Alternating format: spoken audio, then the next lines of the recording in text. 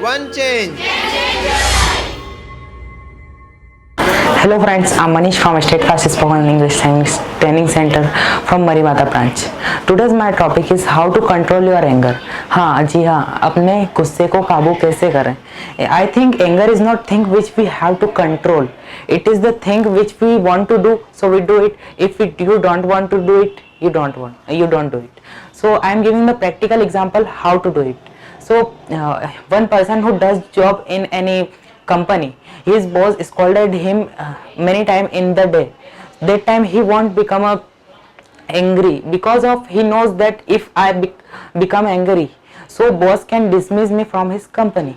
But in the home, he went to his home, and his wife is telling him that you don't do it, etc., etc. So he will become angry, because he knows that my wife cannot do anything, but boss can dismiss me from his company.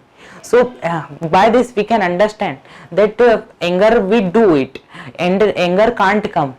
Anger is just like a dance. If you want to do it, you do it. If you don't want to do it, you don't do it. Thank you for listening me, and subscribe our channel, and like my video. One change.